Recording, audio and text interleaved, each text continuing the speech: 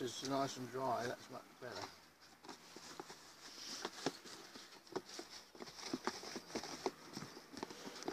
I do this with the human manure bins as well. Buckets. I'll show you that later. Is there a composting toilet here, or? Yes, there is. Yep. Okay. If you've got your own backyard composting, you can combine your food waste with the human manure. Okay. But because we're in a public situation here, I like to keep the two systems apart. Yeah. Because the human manure is kept for at least a year after the bin is closed off. Yeah. Once the bin is full, it's closed off and kept for a year, a full year. Whereas this food waste can be used within 6 to 9 months quite easily. Yeah. So it's really an aesthetic and PR sort of principle. Just doing things so people are happy what's going on.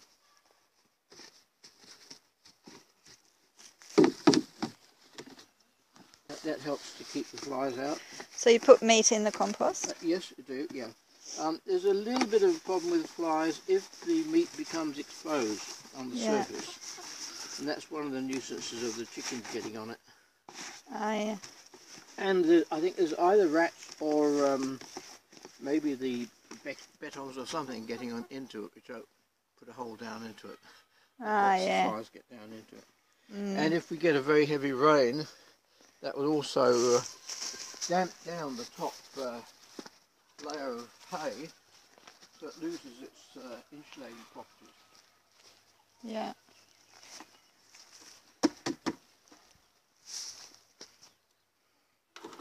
So now I just cover that over, and I'm going to get a little bit more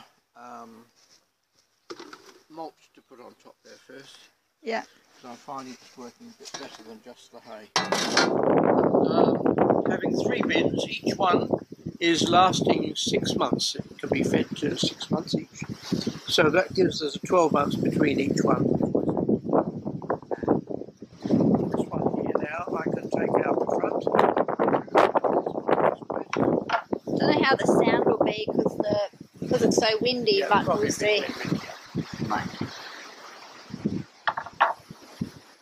Now, I scrape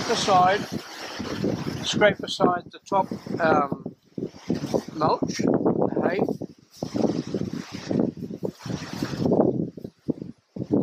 There's creepy crawls in there, wood lice, worms and so on.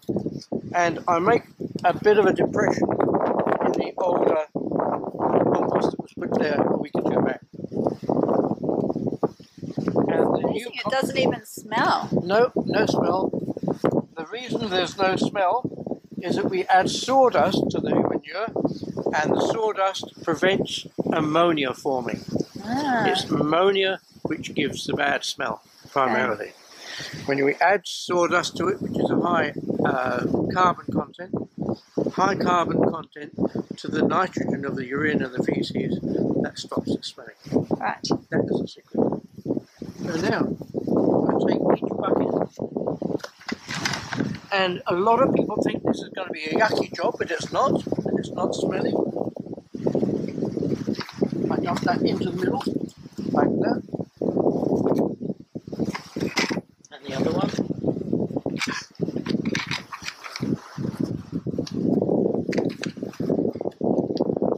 That goes in the middle there, like that. I spread it out just a little bit, but it must go into the middle of the pile, not to the edge of the pile. You must keep the hay around the edge. Now I'm going to get back to the watering can. And I spray around the side of the bins with plain water, no detergent and no disinfectant.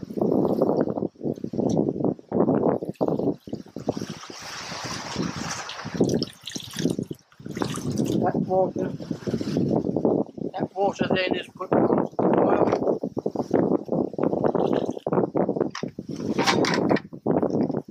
Like that. bit of hay to clean around the inside. And that goes on there.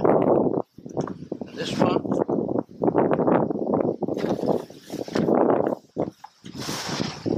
More water.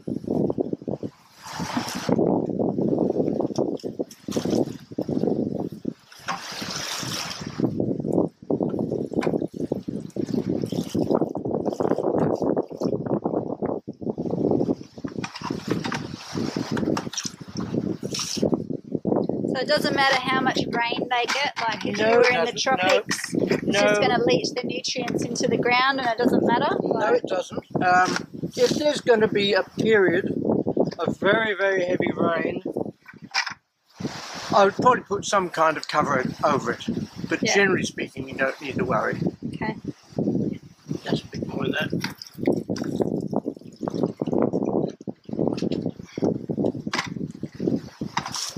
Okay, now I take these 2 bins to the sawdust pile. Grab a handful of sawdust and I clean around inside the bins.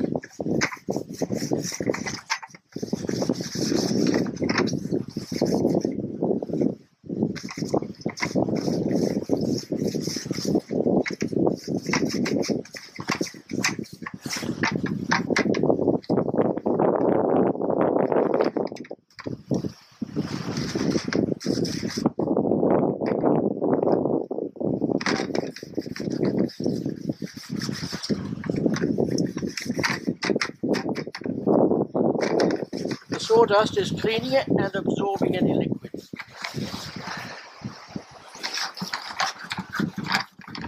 And around the sides, it's just sort of... Yep, like that.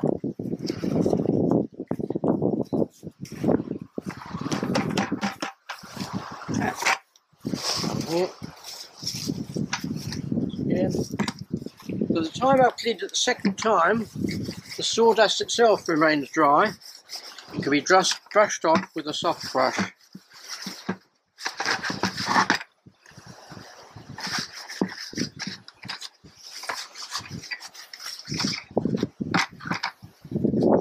because we allow the air, in other words oxygen, to get at this, the oxygen itself is a disinfectant. Because the anaerobic bacteria, which would cause disease, don't like oxygen. They can only survive in like, Anaerobic CO2. So the oxygen is doing the cleaning.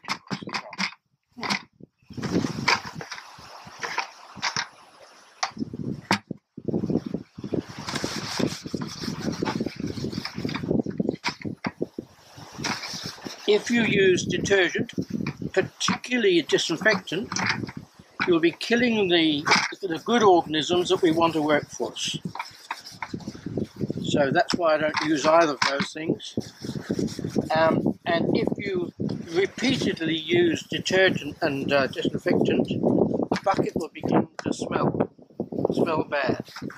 This way, the bucket never smells bad.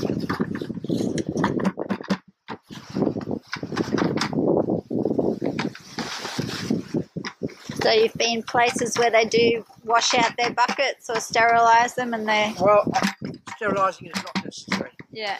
Not necessary. You find now, I'll take my brush and cleans around there.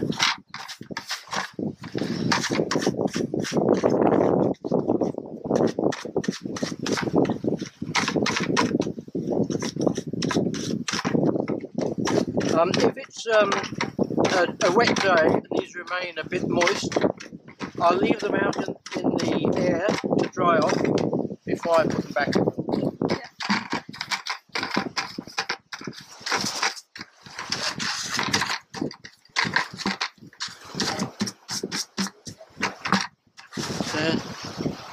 No smell.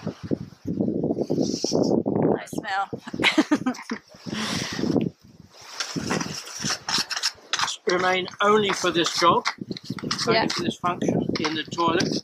Don't let anyone use the buckets for any other purpose.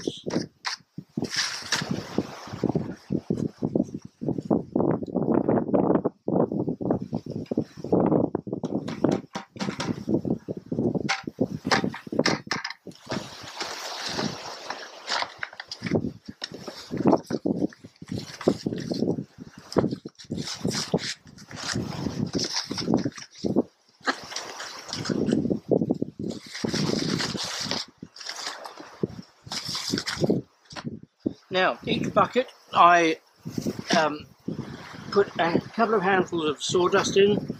That's ready for the next usage.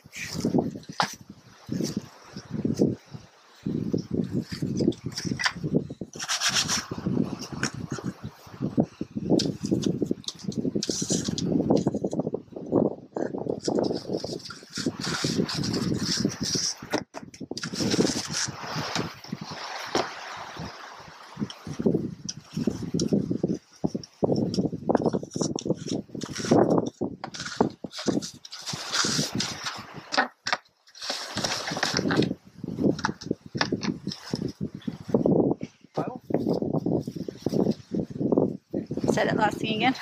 With hay, just bring it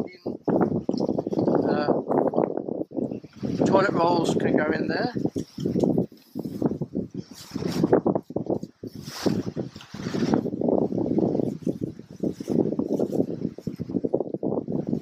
Now I got a lot more hay to go on the top.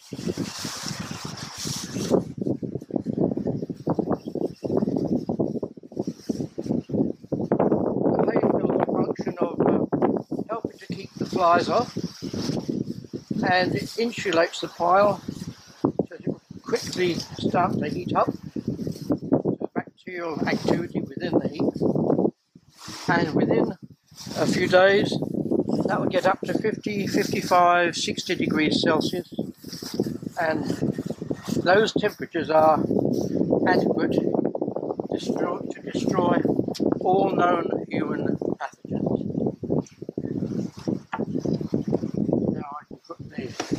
Sides back in.